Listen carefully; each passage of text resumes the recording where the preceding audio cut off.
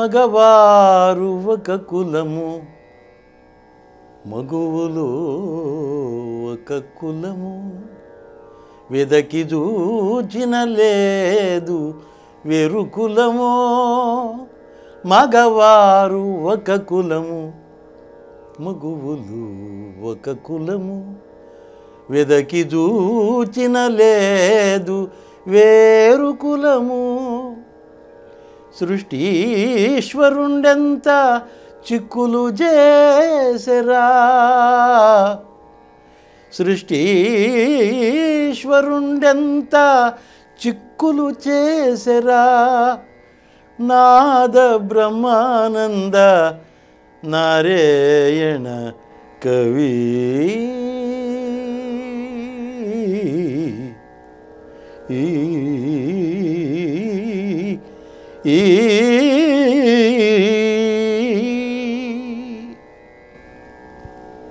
ಕೈವಾರದ ಪರಬ್ರಹ್ಮ ಸ್ವರೂಪಿಗಳು, ಪರಿವ್ರಾಜಕಾಚಾರ್ಯರು, ಕಾರಣಾಚಾರ್ಯರು, ಸದ್ಗುರು, ಯೋಗಿಗಳು ನಾರಾಯಣ ತಾತಯ್ಯನವರು.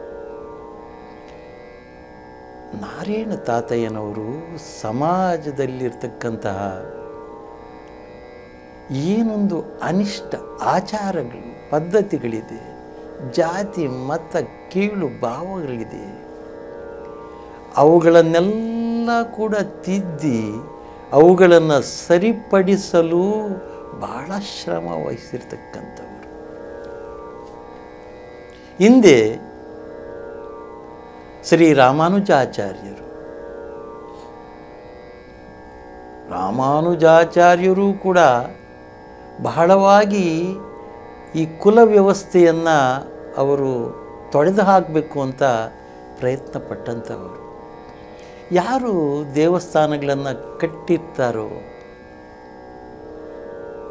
ಆ ದೇವಸ್ಥಾನಗಳಿಗೋಸ್ಕರ ಕಟ್ಟಲಿಕ್ಕೋಸ್ಕರ ಬೆವರನ್ನು ಯಾರು ಹರಿಸಿರ್ತಾರೋ, ಆ ಕಲ್ಲುಗಳನ್ನೆಲ್ಲ ತಲೆಯ ಮೇಲೆ ಹೊತ್ಕೊಂಡು ಹೋಗಿ ಆ ಕಟ್ಟಡವನ್ನು ಕಟ್ಟಿರ್ತಾರೋ, ಆ ಮಣ್ಣನ್ನು ತೆಗೆದುಕೊಂಡು ಹೋಗಿ ಕಟ್ಟಡವನ್ನು ಕಟ್ಟಿರ್ತಾರೋ, ಅಂತಹ ಕಷ್ಟ ಜೀವಿಗಳನ್ನು ಕರೆದು, ಅಪ್ಪ ನಿಮಗೆಲ್ಲ ಕೂಡ ದೀಕ್ಷೆಯನ್ನು ಕೊಡ್ತಾ ಇದ್ದೇನೆ, ನೀವೆಲ್ಲರೂ ಕೂಡ ಪರಮಾತ್ಮನ ಶಿಷ್ಯರಾಗಿ ಪರಮಾತ್ಮನನ್ನು ಆರಾಧಿಸಿ ವಿಶಿಷ್ಟಾದ್ವೈತ ಸಿದ್ಧಾಂತವನ್ನು ತಿಳಿಸಿ ಸಮಸ್ತ ಜನರಿಗೆ ಅಂಥೇಳಿ ಯಾವ ಶೋಷಿತ ವರ್ಗ ಇದನ್ನೆಲ್ಲ ಕೂಡ ಮಾಡಿಕೊಂಡು ಬರ್ತಾ ಇತ್ತು ಕಟ್ಟಡದ ಕೆಲಸಗಳನ್ನು, ಆ ಶೋಷಿತ ವರ್ಗಕ್ಕೆ ದೀಕ್ಷೆಯನ್ನು ಕೊಟ್ಟು ಸಮಭಾವನೆಯನ್ನು ಸಮಾಜದಲ್ಲಿ ತರಲಿಕ್ಕೆ ಬಹಳವಾಗಿ ಶ್ರಮಿಸಿದಂಥವರು ರಾಮಾನುಜರು. ಅದಕ್ಕಿಂತಲೂ ಮುಂಚೆ ಭಗವಾನ್ ಬುದ್ಧ ಇದೇ ಸಂದೇಶವನ್ನು ಸಮಾಜಕ್ಕೆ ನೀಡಿರ್ತಕ್ಕಂಥವರು. ಬುದ್ಧನೂ ಕೂಡ ಸಮಾನತೆಯನ್ನು ಸಾರಿರ್ತಕ್ಕಂಥವರು. ಅಹಿಂಸೆಯೇ ಮುಖ್ಯ ಅಂತ ಸಮಾಜಕ್ಕೆ ಸಾರಿರ್ತಕ್ಕಂಥವನು. ಹಿಂಸೆ ಒಳ್ಳೆಯದಲ್ಲ ಅಂತ ಹೇಳಿರ್ತಕ್ಕಂಥವನು. ಆಸೆಯೇ ದುಃಖಕ್ಕೆ ಕಾರಣ ಅಂತ ಹೇಳಿರ್ತಕ್ಕಂಥವನು. ಎಲ್ಲ ಜಾತಿ ಮತ ಪಂಥಗಳಿಲ್ಲ, ಎಲ್ಲರೂ ಸಮಾನ ಅಂತ ತಿಳಿಸಿರ್ತಕ್ಕಂಥವರು. ಅದರಂತೆಯೇ ಬಸವಾದಿ ಶರಣರೂ ಸಹಿತ ಅಲ್ಲಮ ಪ್ರಭುಗಳನ್ನು ಗುರುಗಳನ್ನಾಗಿ ಸ್ವೀಕರಿಸಿ ಅನುಭವ ಮಟ್ಟದಲ್ಲಿ ಜಾತಿ ಮತ ಪಂಥಗಳಿಗೆ ಅವಕಾಶ ಇಲ್ಲದಂತೆ ಎಲ್ಲ ಹಿಂದುಳಿದ ಶೋಷಿತ ವರ್ಗದ ಎಲ್ಲ ಜನಾಂಗಗಳನ್ನು ಒಟ್ಟುಗೂಡಿಸಿ ಕುಲವೇ ಇಲ್ಲದಂತೆ ಮಾಡಬೇಕು ಎಂದು ಹೊರಟಂಥವರೇ ಬಸವಾದಿ ಶರಣರು. ಕುಲ ವ್ಯವಸ್ಥೆಗೆ ಅವರು ಬಹಳ ವಿರೋಧಿಗಳು. ಎಲ್ಲರಿಗೂ ಒಂದೇ ಕುಲ, ಅದಕ್ಕೆ ಲಿಂಗ ಧಾರಣೆಯನ್ನು ಯಾರು ಮಾಡಿಕೊಂಡಿರ್ತಾರೋ ಅವ್ರದ್ದೆಲ್ಲ ಒಂದೇ ಕುಲ, ಮತ್ತೊಂದು ಕುಲವಿಲ್ಲ ಅಂತ ಸಾರಿರ್ತಕ್ಕಂಥವರು ಶರಣರು. ಅದರಂತೆಯೇ ದಾಸರು ಕೂಡ ಅಪ್ಪ ಯಾವುದೂ ಕುಲ ಇಲ್ಲ, ಕುಲವೇ ಇಲ್ಲ ಅಂತ ಹೇಳಿರ್ತಕ್ಕಂಥವರು ದಾಸರು ಕೂಡ. ಪುರಂದರದಾಸರು, ಕನಕದಾಸರು ಹಾಗೆ ಹೇಳಿದ್ದಾರೆ, ಕುಲವೇ ಇಲ್ಲ. ಕುಲ ಕುಲ ಕುಲವೆಂದು ಒಡೆದಾಡದಿರಿ, ನಿಮ್ಮ ಕುಲದ ನೆಲೆಯನೇನಾದರೂ ಬಲ್ಲಿರ ಬಲ್ಲಿರ. ಕುಲ ಕುಲ ಕುಲವೆಂದು ಒಡೆದಾಡದಿರಿ, ನಿಮ್ಮ ಕುಲದ ನೆಲೆಯನೇನಾದರೂ ಬಲ್ಲಿರ ಬಲ್ಲಿರ. ಕುಲ ಕುಲ ಕುಲವೆಂದು ಒಡೆದಾಡದಿರಿ. ಎಂಥ ಮಾತು, ಎಂಥ ಮಾತು. ಜಲವೇ ಸಕಲ ಕುಲಕ್ಕೆ ತಾಯಲ್ಲವೇ, ಜಲದ ಕುಲವನೇನಾದರೂ ಬಲ್ಲಿರ. ಜಲದ ಬೊಬ್ಬುಳಿಯಂತೆ ಸ್ಥಿರವಲ್ಲವೀ ದೇಹ, ನೆಲೆಯ ಅರಿತು ನೀ ನೆನೆ ಕಂಡ್ಯ ಕುಲಜ. ಕುಲ ಕುಲ ಕುಲವೆಂದು ಒಡೆದಾಡದಿರಿ, ನಿಮ್ಮ ಕುಲದ ನೆಲೆಯ ನೀನಾದರೂ ಬಲ್ಲಿರ ಬಲ್ಲಿರ.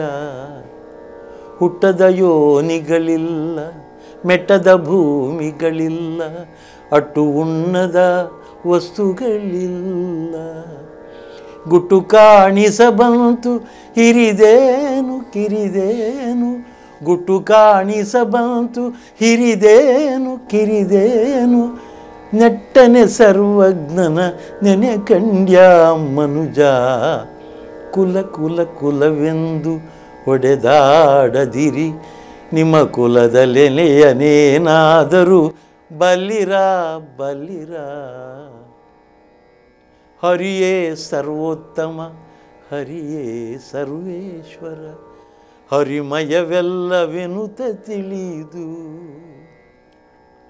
ಹರಿಯೇ ಸರ್ವೋತ್ತಮ, ಹರಿಯೇ ಸರ್ವೇಶ್ವರ, ಹರಿಮಯವೆಲ್ಲವೆನುತ ತಿಳಿದು. ಸಿರಿಕಾಗಿ ನೆಲೆಯಾದಿ ಕೇಶವರಾಯನ ಚರಣ ಕಮಲವ. ಸಿರಿಕಾಗಿ ನೆಲೆಯಾದಿ ಕೇಶವರಾಯನ ಚರಣ ಕಮಲವ. ನಂಬಿದವನೇ ಕುಲಜ, ಕುಲ ಕುಲ ಕುಲವೆಂದು ಹೊಡೆದಾಡದಿರಿ. ಕನಕದಾಸರು ಈ ರೀತಿ ಹೇಳ್ತಾರೆ, ಅಪ್ಪ ಕುಲ ಬೇಡ, ಎಲ್ಲ ಕುಲ ಒಂದೇ ಅಂತ. ಸದ್ಗುರು ಯೋಗಿ ನಾರಾಯಣ ತಾತಯ್ಯನವರು ಹೇಳ್ತಾರೆ, ತಂದೆ ತಾಯಿಗಳಿಬ್ಬರೂ ಕೂಡ ಇರುವರು ಕೂಡ ಪ್ರೀತಿಯಿಂದ ರತಿಕ್ರೀಡೆ ಮಾಡಿದಾಗ ತಾಯಿಯ ಗರ್ಭದಲ್ಲಿ ತನುವು ರೂಪವಾಗುತ್ತದೆ, ಅಂದರೆ ಶರೀರದ ರೂಪ ಏರ್ಪಡುತ್ತದೆ. ಕೆಲವು ತಿಂಗಳುಗಳ ನಂತರ ಆ ಗರ್ಭದಲ್ಲಿ ಆ ಶರೀರವು ತಲೆ ಕೆಳಗಾಗಿ ಮಾರ್ಪಡುತ್ತದೆ. ತಲೆ ಕೆಳಗಾಗಿ ಮಾರ್ಪಟ್ಟ ನಂತರ 90 ಮಾಸಗಳು ತುಂಬಿದ ನಂತರ ಉಚ್ಚದ್ವಾರದಿಂದ ಮಗು ಹೊರಬರುತ್ತದೆ. ಉಚ್ಚದ್ವಾರದಿಂದ ಬಂದವರೆಲ್ಲರೂ ಒಂದೇ. ಈ ಪ್ರಪಂಚದಲ್ಲಿ ಇರತಕ್ಕಂಥವರೆಲ್ಲರೂ ಕೂಡ ಅಯೋನಿದ್ವಾರದಿಂದ ಬಂದವರೇ.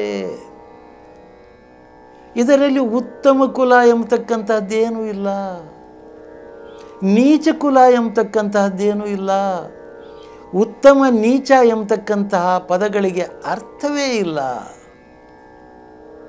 ಉಚ್ಚದ್ವಾರದಿಂದ ಅಂದರೆ ಯೋನಿದ್ವಾರದಿಂದ ಸಮಸ್ತ ವಿಶ್ವವು ಎಲ್ಲರೂ ಕೂಡ ಯೋನಿದ್ವಾರದಿಂದ ಬಂದವರಾದುದರಿಂದ ಎಲ್ಲರದ್ದು ಒಂದೇ ಕುಲ. ನೀವು ಅಷ್ಟಕ್ಕೂ ನೋಡ್ಕೋಬೇಕಾದರೆ ಎಣಿಸ್ಬೇಕಾಗಿದ್ದೇನೂ ಇಲ್ಲ. ಇಲ್ಲಿ ಅಷ್ಟಕ್ಕೂ ಬೇಕಾದರೆ ಗಂಡಸರದು ಜಾತಿ, ಹೆಂಗಸರದು ಒಂದು ಜಾತಿ ಅಂತ ಹೇಳ್ಬೋದು. ಎರಡೇ ಜಾತಿಗಳಿವೆ, ಗಂಡಸರದೊಂದು ಜಾತಿ, ಹೆಂಗಸರದು ಒಂದು ಜಾತಿ. ಸಮಸ್ತ ವಿಶ್ವದಲ್ಲಿ ನಾನು ಮತ್ತೊಂದು ಜಾತಿಯನ್ನು ನಾನು ಕಾಣಲೇ ಇಲ್ಲ ಅಂತ ಹೇಳ್ತಾರೆ ಸದ್ಗುರು ಯೋಗಿನಾರಾಯಣ ತಾತಯ್ಯನವರು. ಈ ಜಾತಿ ಪದ್ಧತಿಯನ್ನು, ಕುಲ ಪದ್ಧತಿಯನ್ನು, ಮತವನ್ನು ಎಲ್ಲರೂ ಒಂದೇ ಅಂತ ಹೇಳ್ತಾರೆ ಅವರು. ಎಲ್ಲ ಮತವು, ಕುಲವು, ಸಮಸ್ತವು ಎಲ್ಲರೂ ಕೂಡ ಉಚ್ಚ ದ್ವಾರದಿಂದ ಬಂದಂಥವರೆಲ್ಲರೂ ಕೂಡ ಒಂದೇ ಜಾತಿ ಅಂತ ಹೇಳ್ತಾರೆ. ಯಾಕೆಂದರೆ ಆಕಾಶದಲ್ಲಿ ಓಡಾಡುವ ಪಕ್ಷಿಗೆ ಇದು ಬೆಟ್ಟ, ಇದು ಹಳ್ಳಕೊಳ್ಳ, ಇದು ನೀರು ಅಂತ ಗೋಚರವಾಗ್ತದೆಯೇ? ಆ ಗಗನದಲ್ಲಿ ಓಡಾಡ್ತಕ್ಕಂಥದ್ದು ಪಕ್ಷಿ ಆ ಮಿಟ್ಟ ಪಲ್ಲ ಅನ್ನೋದು ಇರ್ತದೆಯೇ? ಎತ್ತರ ತಗ್ಗು ಇರ್ತದೆಯೇ? ಸಮುದ್ರ ಬೆಟ್ಟ ಅನ್ನೋದು ಕಾಣಿಸ್ತದೆಯೇ? ಅದು ಇರೋದೇ ಆಕಾಶದಲ್ಲಿ. ಆಕಾಶದಲ್ಲಿ ಓಡಾಡ್ತಾ ಇದೆ. ಆ ರೀತಿ ಪರಬ್ರಹ್ಮ ಸ್ವರೂಪಿಗಳು, ಜ್ಞಾನಿಗಳು, ಯೋಗಿಗಳು, ಶ್ರೇಷ್ಠರಿಗೆ ಜಾತಿ ಮತ ಕುಲದಲ್ಲಿ ಅವರ ಆಚರಣೆಗೆ ಬರೋದಿಲ್ಲ. ಅವರು ಅದನ್ನು ಒಪ್ಪೋದೇ ಇಲ್ಲ. ಜಾತಿ ಕುಲ ಮತ ಪಂಥಗಳನ್ನು ಅವರು ನಂಬೋದೇ ಇಲ್ಲ. ಅವರು ಖಂಡಿಸ್ತಕ್ಕಂಥವರಾಗಿದ್ದಾರೆ. ಎಲ್ಲ ಮಹಾಪುರುಷರು ಕೂಡ ಈ ಜಾತಿ ಕುಲ ಮತ ಪಂಥಗಳನ್ನು ಖಂಡಿಸಿದ್ದಾರೆ. ಕನಕದಾಸರು ಖಂಡಿಸಿದ್ದಾರೆ. ಸದ್ಗುರು ಯೋಗಿನಾರಾಯಣ ತಾತಯ್ಯನವರು ಬಹಳ ಹೆಚ್ಚಾಗಿ ವಿರೋಧ ಮಾಡಿದ್ದಾರೆ. ಎಲ್ಲರದು ಒಂದೇ ಜಾತಿ ಅಂತ ಹೇಳಿದ್ದಾರೆ. ಎಲ್ಲ ಮಹಾಪುರುಷರು, ಪುರಂದರದಾಸರು ಹೇಳಿದ್ದಾರೆ. ಎಲ್ಲ ಮಹಾಪುರುಷರ ಆದಿಯಾಗಿ ಎಲ್ಲರೂ ಕೂಡ ಈ ಜಾತಿ ವ್ಯವಸ್ಥೆಯನ್ನು, ಕುಲದ ವ್ಯವಸ್ಥೆಯನ್ನು ಖಂಡಿಸಿದ್ದಾರೆ. ನೀನು ಯಾರು ಅಂತ ಕುಲಗುರುಗಳು ಬಂದು ಸದ್ಗುರು ಯೋಗಿನಾರಾಯಣ ತಾತಯ್ಯನವರನ್ನು ಪ್ರಶ್ನೆ ಮಾಡ್ತಾರೆ. ಏನಪ್ಪ, ಎಲ್ಲ ಕುಲಸ್ಥರು ಬಂದಿದ್ದಾರೆ, ನೀನು ಯಾಕೆ ಬರಲಿಲ್ಲ? ಅರೆ ಸ್ವಾಮಿ, ನಾನು ಬರಲಿಕ್ಕಾಗಲಿಲ್ಲ. ಯಾಕೆ ಬರಲಿಲ್ಲ? ಹಂಗಾದರೆ ನೀನು ಕುಲಸ್ಥನಲ್ವೇ? ಯಾವ ಕುಲಕ್ಕೆ ಸೇರಿದೆಯಾ ನೀನು ಅಂತ ಕೇಳಿದಾಗ, ಸ್ವಾಮಿ, ಭಗವಂತನಾಗಿರ್ತಕ್ಕಂಥ ಅಮರನಾರಾಯಣ ಸ್ವಾಮಿಗೆ ಯಾರ್ಯಾರು ಸೇವೆಗಳನ್ನು ಮಾಡ್ತಾ ಇದ್ದಾರೋ, ಆ ಸ್ವಾಮಿಯ ಸೇವಾ ಕೈಂಕರ್ಯಗಳಲ್ಲಿ ಯಾರ್ಯಾರು ತೊಡಗಿದ್ದಾರೋ, ಸೇವೆ ಯಾರ್ಯಾರು ಮಾಡ್ತಾ ಇದ್ದಾರೋ, ಯಾರ್ಯಾರು ದೀವಟಿಯನ್ನು ಹಿಡ್ಕೊಂಡಿದ್ದಾರೋ, ಯಾರು ಸ್ವಾಮಿಗೆ ಆ ತುಳಸಿ ಮಾಲೆಯನ್ನು ಹಾಕಿದ್ದಾರೋ, ಯಾರು ಆತ್ಮದಲ್ಲಿ ಪರಮಾತ್ಮನನ್ನು ನೋಡ್ತಕ್ಕಂಥವರಾಗಿದ್ದಾರೋ, ಯಾರು ತನ್ನನ್ನು ತಾನು ತಿಳ್ಕೊಂಡಿರ್ತಕ್ಕಂಥವರಾಗಿರ್ತಾರೋ, ಯಾರು ಎಲ್ಲ ತಮ್ಮ ಸಮರ್ಪಣೆಯನ್ನು ಬದಿಗೊತ್ತಿ, ಸಂಸಾರವನ್ನು ಬದಿಗೊತ್ತಿ ಯಾರು ಪರಮಾತ್ಮನ ಸೇವೆಯಲ್ಲಿ ನಿರತರಾಗಿ ಇದ್ದಾರೋ ಆ ಕುಲಕ್ಕೆ ನಾನು ಸೇರಿದ್ದೀನಿ ಅಂತ ಹೇಳ್ತಾರೆ ಸದ್ಗುರು ನಾರಾಯಣ ಯೋಗಿಗಳು. ಇಂತಹ ಸದ್ಗುರುಗಳ ವಾಣಿಯನ್ನು ನಾವು ತಿಳಿಯಬೇಕಾಗಿದೆ.